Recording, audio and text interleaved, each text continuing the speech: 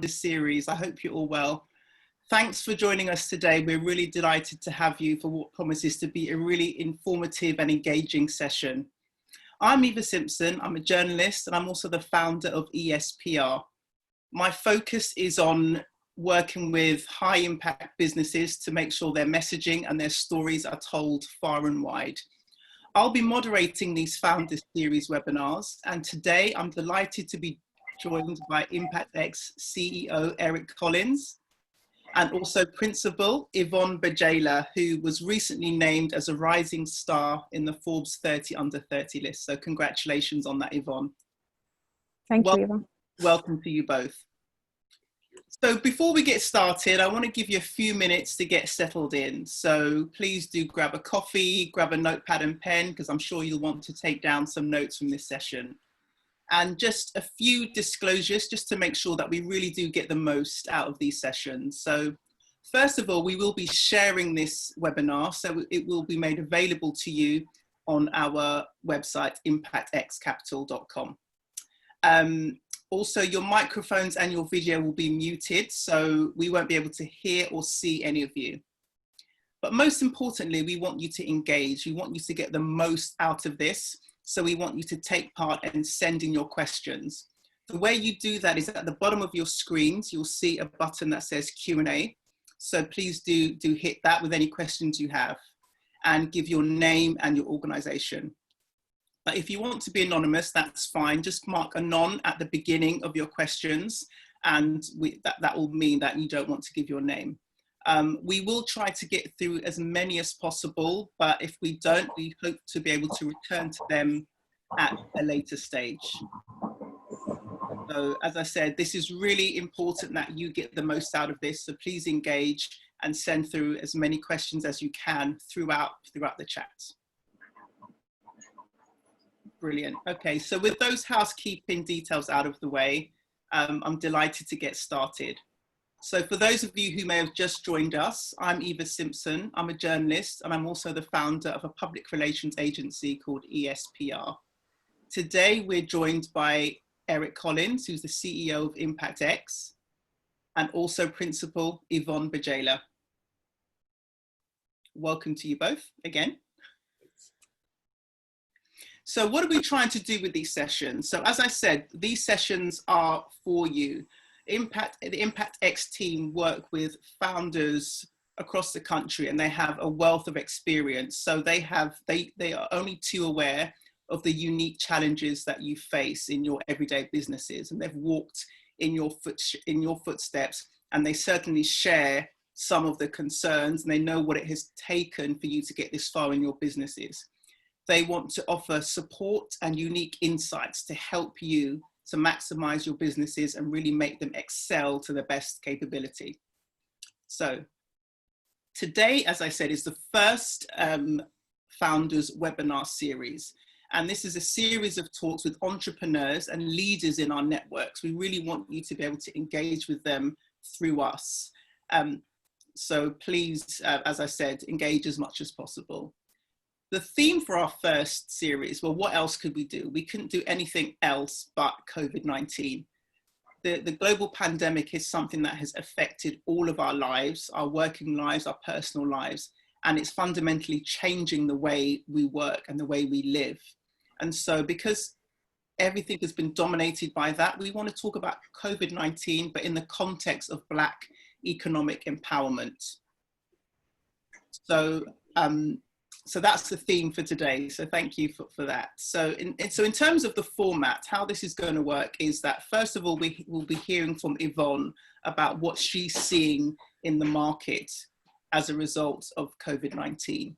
And following on from that, we'll go into a deeper dive with Eric. Eric is a serial entrepreneur and investor. He has weathered many storms.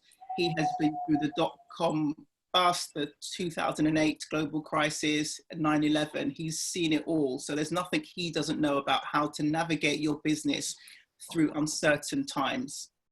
So before we get into speaking to Eric, I'd like to bring in Yvonne. So Yvonne, could you tell us what ImpactX has been seeing since the start of this pandemic? Sure, thank you, Eva. And I think it would just be great to provide you with a little bit of an overview about ImpactX before we delve into that. So ImpactX was launched in late 2018, and we've really enjoyed a robust pipeline of companies led by underrepresented founders. To really help put that into context, over the last 18 months, we've sourced well over 500 companies, we've met with over 150 companies, and we've made 17 investments.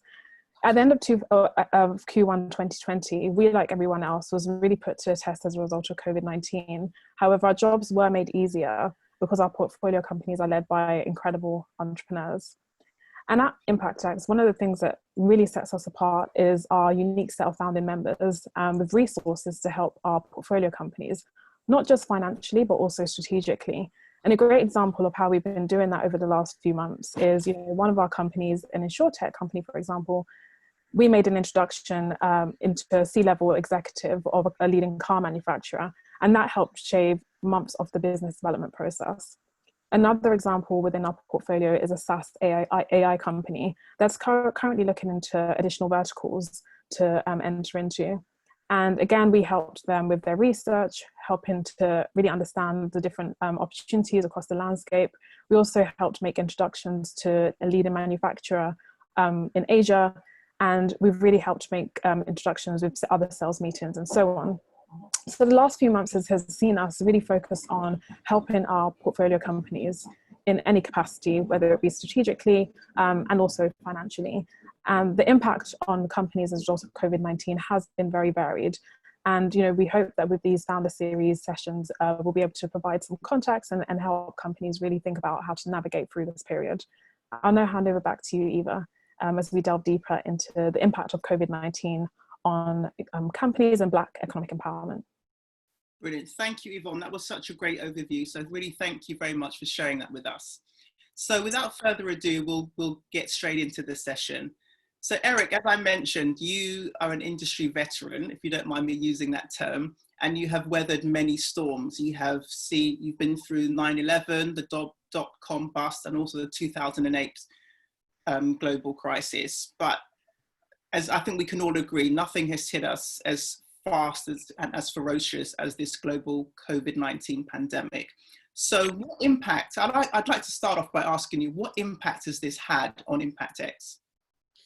And thank you again. I want to join Yvonne in saying thank you, Eva, for hosting these activities. I do think it's so important for an organization like ours. It's made up of a whole network of individuals with vast sets of experiences to not just sort of move through life with those experiences and sort of share them among ourselves, but to actually try and share them a little bit more broadly, make them a bit digestible, and then a bit more democratic, and then share them among a group of people. So thank you for helping to host this. I think it's a very important piece. And quite frankly, I think that ImpactX is unique in the world. There's not a place where there are 21, 22 founding members who are some of the most successful Black people who exist in the world, who have put their money where their mouths are, and have actually invested for the sake of making sure that we're doing this Black empowerment and this underrepresented empowerment. So this is quite unique.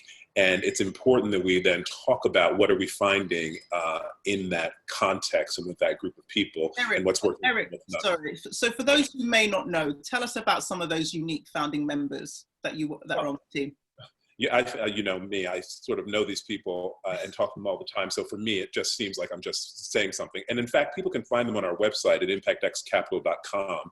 There's a view of our team, and you'll be very, I think, favorably impressed.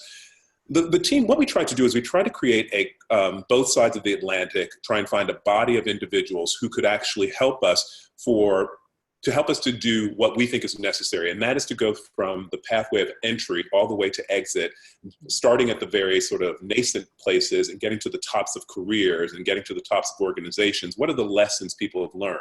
So around the table at ImpactX, we wanted to create a group of individuals who could serve as resources to our portfolio companies. Nascent entrepreneurs, first-time entrepreneurs, serial entrepreneurs, but could help them to get to another level. And so some of the people that we've been able to recruit are, well, if I give just some of the statistics, we've got 7 CEOs who are part of our organization of public and private companies. We have got 6 investment bankers. we have got we've got half of our people who are either on the East Coast of the United States or the West Coast of the United States, or that's one half. The other half are business leaders in the UK and Europe, generally France. Name some names. Give us some names. So some of these people are, one key person that you might know is a guy named Rick Lewis. So people might know Rick Lewis as owning the biggest Black business, having started and then successfully run the largest Black business in the UK, Tristan Capital. He co-founded that about 20 years ago. He has 12 billion under management, so a very big success story. Yeah. Another person you might know is a person named Lenny Henry. Lenny Henry, who you'd say— familiar to a lot of people, yes. And many people would say, well, Lenny Henry's a comedian, sort of an elder statesman in the entertainment field and a writer. But Lenny Henry is also someone who deeply believes that economic empowerment comes through investing in underrepresented entrepreneurs. You have Adrian Lester, who's another person who comes from that same sort of creative space and is one of our investors. Then you have a person, on the other hand, like Ursula Burns. Ursula Burns, who is the only Black woman to have ever run a Fortune 500 company. She was the chair and CEO of Xerox Corporation until 2016. She's now the chair and CEO of Vion, another publicly listed company that's headquartered in Amsterdam, but traded on the NASDAQ exchange in the United States. And Ursula is on the board of some companies you might have heard of: Uber, Nestle, American Express, ExxonMobil. You've heard of them. So those are some of the people that we have around the table. I mean, and then the list goes on. It's an amazing team. It's an amazing team of founders that you guys have brought together, and using your collective experience and your muscle to make ImpactX happen. It's such a phenomenal thing that you guys are all doing. But I wanted to just to get back to the topic, in terms of the impacts of this global pandemic on ImpactX, what have you seen? Well, I would start off by saying one of the things you said that I was experienced, and I was experienced at being in these sort of situations. That experience has run over the course of my career, which is about 25 years. I came out of law school and I immediately hit up against a M&A crisis, where M&A had been driving so many things in Wall Street in the United States. Suddenly it was gone. People who came out of law school with me had job offers. They lost their job offers. With exactly what we're seeing now. Exactly what we're seeing now. Fast forward a few years, we have September 11th. Fast forward a few years, we have a crisis of the dot-com era. And I was in Boston at the time, starting my first company, getting my first term sheet, and suddenly the bottom is pulled out. Fast forward 2008.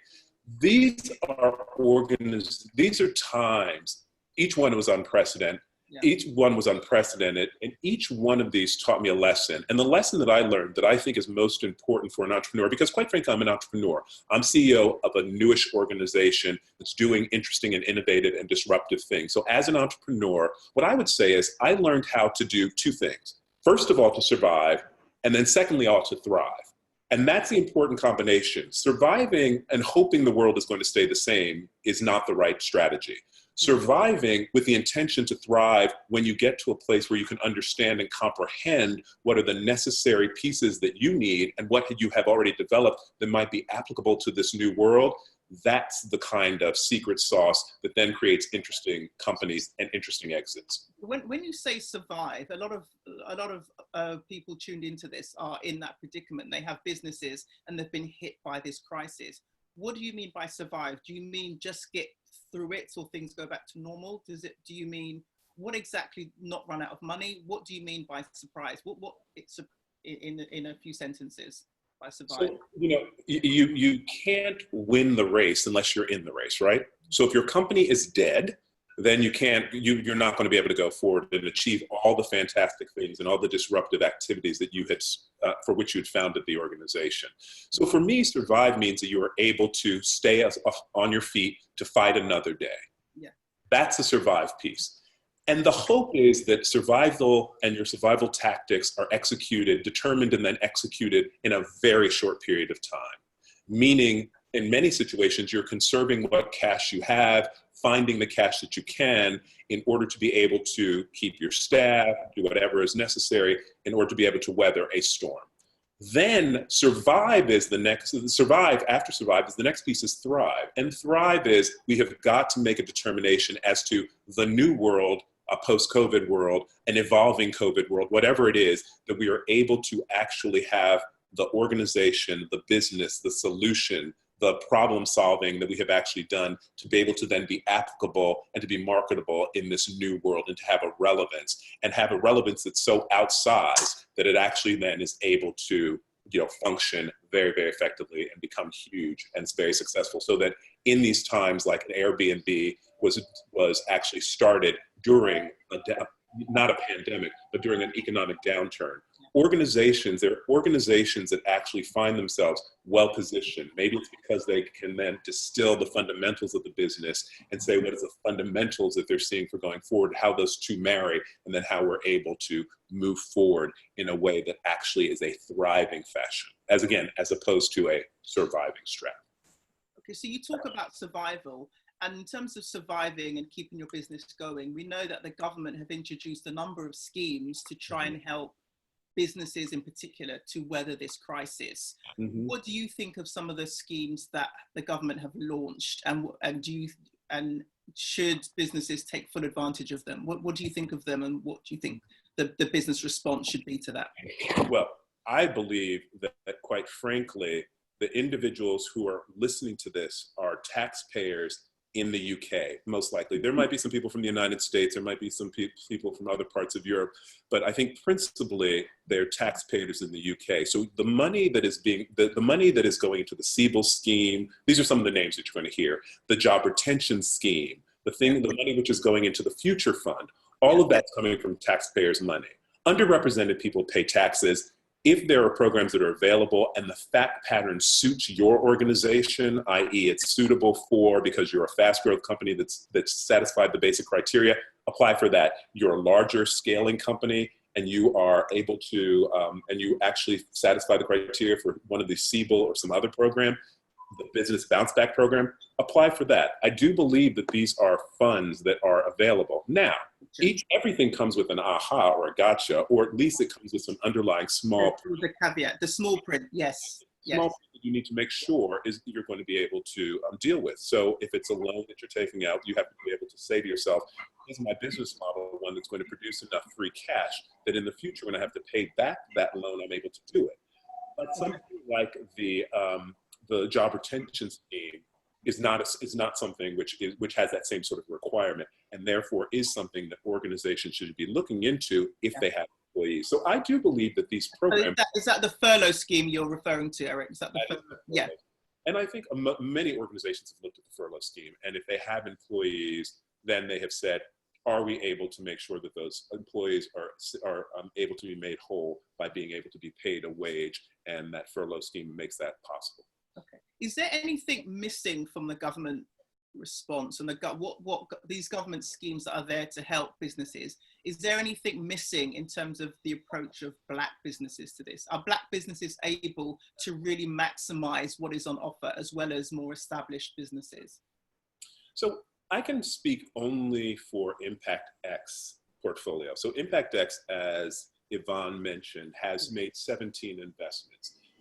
Of those 17 investments we've made, I believe there are 3 of the companies which have used the job retention scheme and have been able to sort of benefit from that.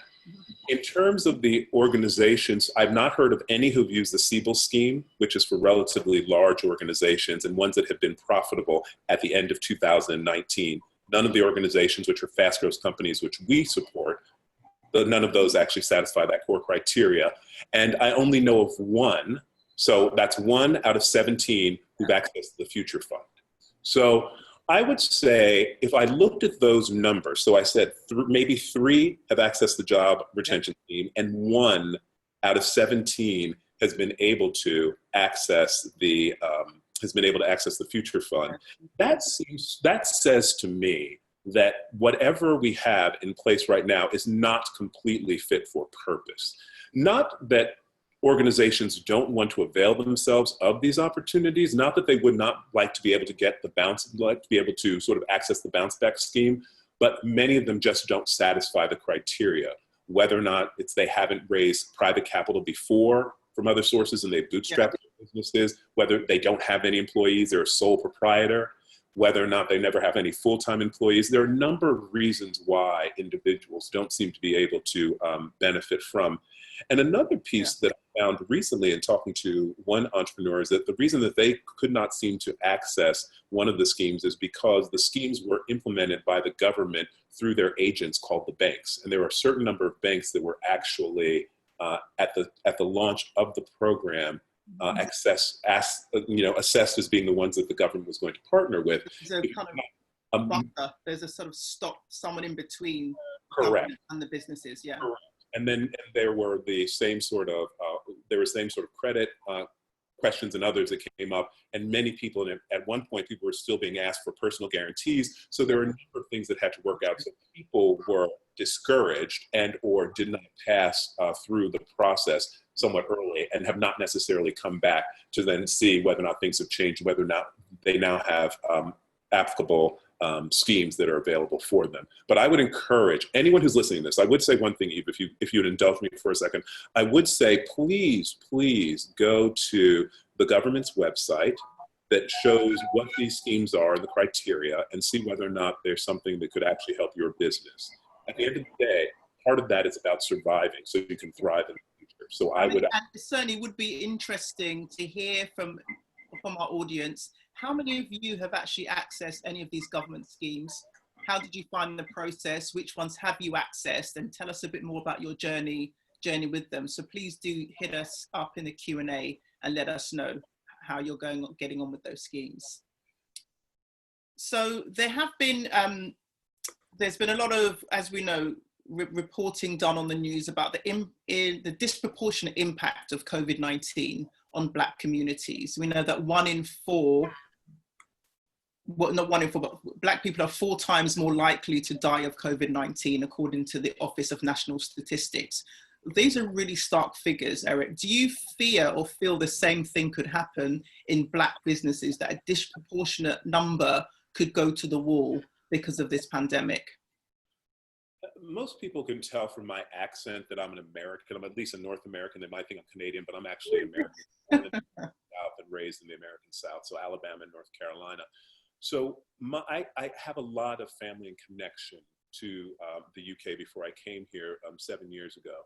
And so I also read a number of publications. Last week, there was an article that came out in the Washington Post that you can extrapolate from this to the UK. There was an article that came out that actually was looking at the impacts of COVID on Black businesses and the disproportionate impact, so that 40% of Black businesses, one of the statistics quoted was that 40% of Black businesses had actually closed, not necessarily closed permanently, but had closed because of the impacts of COVID.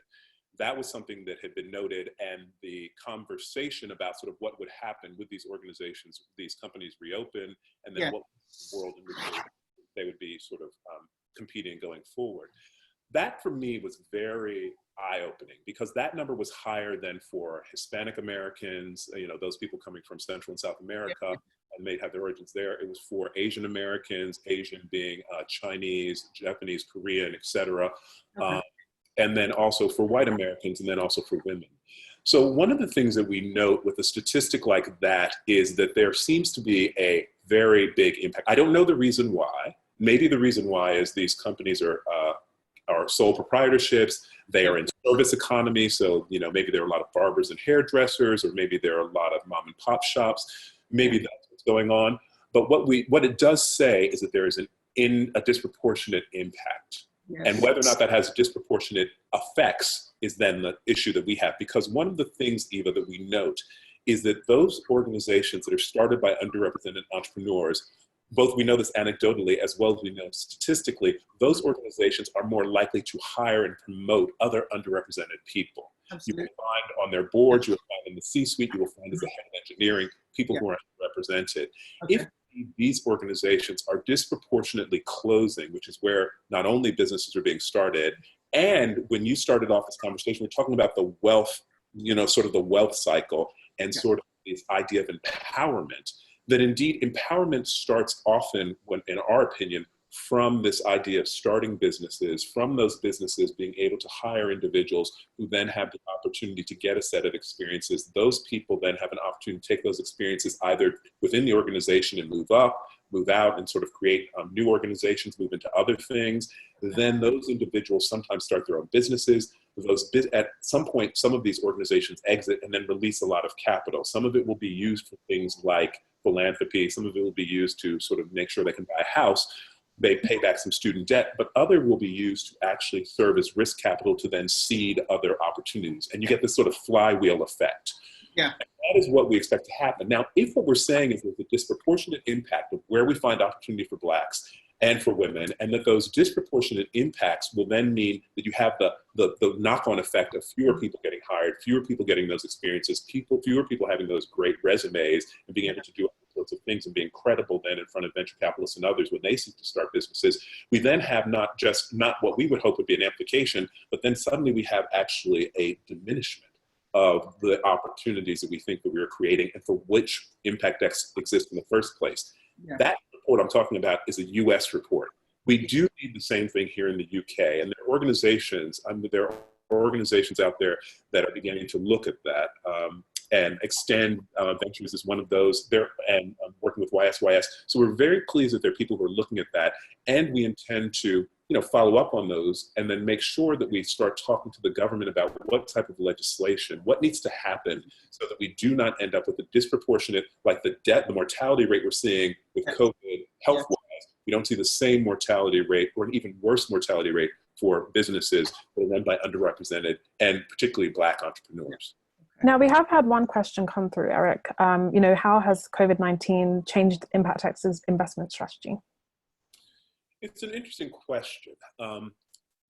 When you have a situation like COVID-19, what it seems to do is it creates sort of the extremes, right? It creates great opportunity. So for some reason, there are organizations who are suddenly in the market looking for investment who might never have talked to ImpactX before. And they might be at a stage that's more advanced that ImpactX actually invests. We invest, as you all know, if you look at our website, in Series A, we do some seed, and we like Series B also. But there might be some companies at Series C who, for reasons of COVID, have to then start to look for alternative sources of funding because they still need to survive, right, in order to thrive. So, in fact, we're finding that more of those are coming to us. And that's good for our investors because our investors, the later you get, like A is fairly early, B is fairly early, but once you start to get to Series C, you're starting to get close to exit. So we're finding ourselves in a position where hopefully we're seeing some deals and some by underrepresented entrepreneurs that we'll suddenly start to hear about in the press because they'll be exiting. They'll be selling to some fantastic Chinese company or they'll be going public. So that's great. We're also seeing, I think, an increase in terms of the organizations that find themselves, sadly, at the end of their rope, that they have exhausted their other sources of income. They don't necessarily have the ability to apply for these governmental programs. They don't have the ability to self-fund any longer. Their customer base has suddenly gone away. And so they find themselves in a place where they're sort of, unable to move forward. And ImpactX is an organization whose first and primary responsibility is to return capital to the people who've invested in us. Those are not the kind of organizations we can give them some advice, wish them well, but those are not the organizations in which we can really invest. And then those organizations, but if they can come up with, sometimes what we do find is that they come up with a sensational plan. They say, well, our old plan didn't work. We've looked at the future. We think this is where the future is. We have some evidence that there's some traction. And all of a sudden there is a conversation we can have. But again, organizations that might sort of be at the end of their rope and are hoping the world will come back to be the one that they had seen pre-COVID, those are organizations that are unlikely to be able to get funding from us. So that has changed our approach. But our criteria remains the same. We want to see organizations, we want to see a lot of organizations. We want to see organizations that are that can show traction, either financial and or usage traction. And we want ones that can give us a very clear sense as to how they're going to use the money that we invest for scaling. Now, two follow-on questions that we've had off the back of that. What does ImpactX look for at seed stage? You have covered that to some extent. And another question is, is now a good time to look for investment, or would you say it's better to wait until COVID is over? Interesting. Can I answer the second one first? It depends upon where you are. If you can wait, and you can wait until the time to raise money. Let me just give. This is no secret, and all of you who are listening to this know this. The time to raise money is when you have the best narrative possible. Oh, sorry, Eric. There was a little feedback there. Could you say that again? I'm sorry. The best time to raise money, if you are an entrepreneur, is when you have a narrative, and not just a story, but evidence of a story that actually says that there's traction, there is product market fit, we have proof that people are interested in this, we have proof of our business model. When you have all of those things working, you have a great pipeline of customers are knocking down our door in order to partner with us, that's the best time to raise money, right? And when we say it's the best time, it means that you can not only raise the amount of money that you need, but you can raise it at a good valuation, meaning that the amount of money that the investors will take will be somewhat smaller, and based on sort of a valuation being sort of an appropriate one for your sort of type of business and sort of the scale and timing of your business. So if right now you have got a great story and everything is kicking along, say, for instance, you started a health tech company 2 years ago, you have a solution for how to do clinical trials much more quickly and much more effectively. Why wouldn't you raise money? And you have been able to prove that, and you have a pipeline of organizations that say we want to partner with you, and you just need money so you can not only do that in the United States and in the UK and then in Germany, but you also want to go to China and do the same thing because you believe that there's help there. That's a great time. You should raise money right now. However, if your story is, well, I used to work with small and medium-sized businesses, I used to work in the travel business, I used to help people to find hotel rooms in Milan, you know that that's not a business right now. And if that's the only business you have, maybe now is not the right time to raise money. If you have to raise money, then you have to go into that market and make the best story possible. So that's the second question. I would say it all depends on your fact pattern, whether you should raise money now. And if you don't have enough money to survive, then you don't have a choice. You have to raise money now, or you have to cut expenses. And raising money doesn't mean necessarily coming to a venture capitalist. Sometimes it means just creating more revenue. So creating customers who will pay, trying to change your deal terms so you can get some money paid up front. You're trying to put cash in the business so that you can make sure you can pay your bills. So that's it. Yvonne, remind me of the first question again. I'm sorry. You're on mute. So what does ImpactX look for at the seed stage?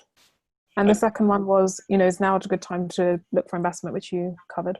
Okay, so what do we look for in the seed stage? The seed stage for us is a very interesting time. It's seed stage. There's so many seed stage companies out there, which means they have very, very good ideas. They built out their technology or their product. It might be a hair care product or a beauty product. It could be an insure tech or a health tech company. So those sorts of things they've actually built out. A great seed stage company for us is not only built out a product, but then they have actually gotten product market fit, meaning that they have done a pilot with an organization, say a brand, that is willing to pay in the future. Secondarily, they have done or they have gotten sort of enough paid customers or acquired customers who are not paying, and there's another business model that exists, but those things are actually existing. And then the third piece is that whatever is their business model, they have been proven to show that that can actually work, or at least they have one that they'd like to test. That's kind of seed stage for us. Those things need to happen. We prefer you actually have a business model that's at least been tested once or twice, and that there are organizations that are willing to pay, and that there's not just one or two organizations in the world that fall into that category. That's an ideal seed stage company for us. Now, we have had a few other questions come through, Eric. Oh, please. So has the current landscape affected our vertical focus? That was from Silas. Somebody called Silas has asked that. Thank you, Silas. A very interesting question. Our verticals that we support, I don't remember whether Yvonne said this at the very beginning, but again, you can find this at our website at impactxcapital.com. We focus on digital and technology, health, education and lifestyle, and media and entertainment. So our verticals remain the same. We believe in particular that some of them do extremely well during the COVID experience. So think about media and entertainment. Some of the more valuable companies that are rising in value every day are logistics companies like Amazon, but also organizations like Netflix and Amazon Prime, as well as Hulu, as well as Disney Plus, as well as BritBot. All of those organizations are finding themselves very, very much in the public's mindset, and that people are willing to spend and subscribe and sort of move into business models that are established. So we have, as part of our portfolio, unlike any other venture capital company in Europe, we actually invest in direct-to-series television. So our direct-to-series television, we have been, very fortunate that we are in the writing stage and development stage of most of our 10 projects that are there. And those 10 projects then will eventually be able to go into production when production has been figured out. So when they can suddenly, start with Hollyoaks again, I think it's Hollyoaks is the name of the show. We're the kind of organization that we'd like to be able to also start our productions. And these are stories that have Black protagonists, female protagonists, and are either based on history, they're based on contemporary, or they're based on Afrofuturism. So we find that portion of our portfolio and that vertical is very much empowered by what we're doing. We also find that digital technology, depending upon which one, if you're insurance and others, you're either doing okay or much better. When we're dealing with our health tech, you're doing generally much better. When you're dealing with direct consumer, sometimes the facts are such that things are going better for those organizations, sometimes not. And then when you're working with small and medium-sized enterprises, and you're working in hospitality, that's kind of the perfect storm if you think about it, and that's challenging.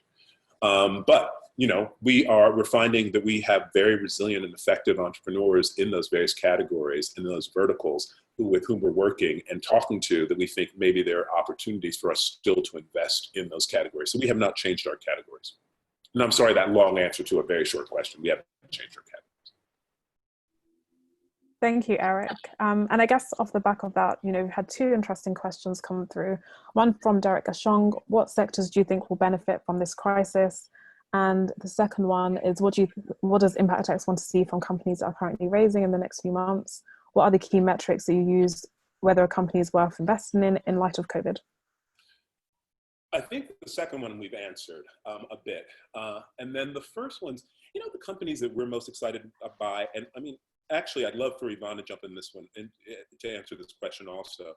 The companies that we are most excited by right now, and we see great opportunity, are ones that are in sort of deep technical issues that involve health and that involve media and entertainment.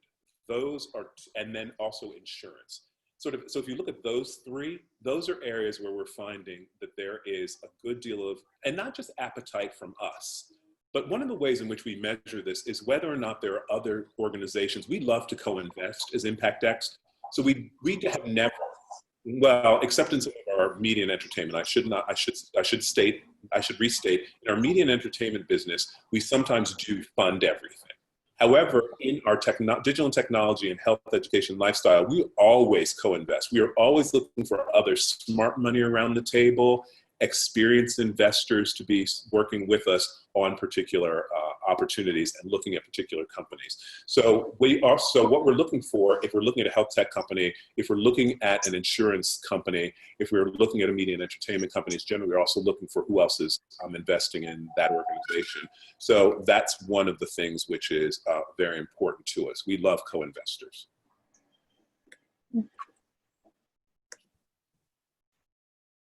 And another question is, if a seed stage tech startup has traction, product market fit from an offline offering and is now using tech to scale that solution, does traction and proof in offline company count towards a profile in a tech company solving the same problem, but with, say, an app? It's an interesting question. One of the people who is involved in our organization is a guy who is sort of one of the big success stories of tech in the UK, called Ezechi Britton. Ezechi is our CTO in residence, as well as a principal, as well as a founding member. Ezechi was brought in originally, and one of the first people who we wanted to make sure was part of the team, because Ezechi has a skill that many people don't, and that is a skill at building out technology solutions and scaling them. And it's more than a notion to do. I've been running for the last 20 years. I've been running, scaling, and exiting. I think now I have 5 companies that have actually exited that I've been a part of the C-suite for which I've been part of the C-suite, that are tech driven. Some of them are fully tech companies, and others of them have tech as an enabler. One of the things that we know is that the world is not going to a point where tech does not serve as a central piece of almost every business model. If you're selling if you're selling beauty boxes, for instance, those beauty boxes are being distributed and sold, and you're actually showing people the wares via the web, right? So you have to have some sort of a UX and UI that's associated and is attractive enough and interesting enough. You have to be able to resolve a person's intent by purchase by using online and digital means. Digital is absolutely imperative to the successful execution. If you have a seed company that has proven itself, so you have a consulting firm. In fact, my first company that I started took a consulting firm model and then made it and then digitalized sort of what we were doing as consultants, and then got funding in order to make sure that we could use that in the digital world. So I certainly believe that business, Eric. That was a business called SpeedSolve. SpeedSolve actually hit right. I got my first term sheet when the internet bubble burst, and in fact, I put all my money in. So that's an interesting story, but I'll tell you that story some other day. But which is an interesting thing about not surviving in order to be able to thrive. But we can talk about that at some future point. So the thing that I would say is, if you are a person, and the way that this all comes together is, I'm very interested, and ImpactX is extremely interested in analog activities that are then made digital and then able to use the digital in order to scale. We want to make sure when we're looking at that startup organization that is at the seed stage, that they are actually proving the second point. We don't want to pay for the technology necessary for you to develop the technology in order to scale. We want you to be able to do that based on sort of what you've done in the past. A successful business probably has some free cash. Put your free cash into that, beg and borrow and steal in order to do that. Come to us after you've then shown that you have a technology. That technology is actually working. Some people have helped you, some potential pilot organizations have helped you to refine that into what is a useful UX. Show us a little bit of pipeline that you can actually have other people with whom you're talking to would say, possibly, yes, we'd like to do that. And then we are in a position where that sort of transitioning company from an analog company to a digital company becomes interesting. Before that, if someone comes to me and says, I have an analog company, I think it can become a digital company, and I think it can be successful. That's a bit of a stretch, and you have to show me why you think that's going to be the case. Now, and maybe you can show me competitors that have done it, and then you're going to have to say to me, how are you protected against the competitors? Maybe you can say, well, we have the person who we brought on as a co-founder, who's as our CTO, who's been able to do this before, and they have that she has this experience, so maybe that would be sufficient. But it's also going to be on a fact-by-fact basis. So hopefully that's helpful. Brilliant, guys. Well, I'm just keeping an eye on the time, and we have only about 5 more minutes left for this session. It's gone so quickly. So thank you, Eric, for your brilliant insight. That's been really revealing and so interesting, and I hope our audience has found it as useful and engaging as I have. Before we end our session, I'd like to turn back to Yvonne and just to hear from her about what ImpactX, just if you could talk to us a few minutes, Yvonne, about what ImpactX is looking for going forward. Sure, thank you, Eva. So we at ImpactX are continuing to invest. We remain focused on doing whatever's necessary to operationally support our existing portfolio companies. And despite the current environment, we remain really excited about our mission to continue to encourage and support underrepresented entrepreneurs. So I really encourage, those of you who are on the webinar, if you haven't already applied for funding via our website, really do so. I recently shared a Medium post where I highlighted our investment process. So I encourage you to have a look at that before you do apply. It really does highlight our process from, the very beginning when you submit your application right through to, receiving the cash. If there's any questions that you had today that were not covered, don't hesitate to reach out to us, and we'll do our best to follow up. Thank you. Okay, brilliant. Well, thank you so much, both to Eric and Yvonne. We've come to the end of our first ever Founders Session webinar series. As I said, the time went so quickly. So thank you for your great questions. I apologize that we weren't able to get to all of them. The good news is that we have another session coming up. Our next session takes place on Tuesday, June the 9th. And in that session, we'll be hearing from our Chief Technology Officer, one of the leading in his field in the UK, Ezeche Britton, who Eric mentioned, and I always managed to say his name incorrectly, so apologies for that. So we have another session on June the 9th, so please do come along to that if you can, because I'm sure it will be as insightful as today's session. In terms of where you can find us on social media, you can find ImpactX on LinkedIn, on Twitter and Instagram, And everything about ImpactX lives on the website, impactxcapital.com. So once again, thank you so much for joining us. Thank you for everyone who asked questions. Sorry we couldn't get to you, but please do keep the communication going. And goodbye, have a good rest of the day, and hope to see you again very soon. Bye to Eric, and bye to Yvonne, and bye from ImpactX. Goodbye. Eva, take care. Bye, thank you. Bye.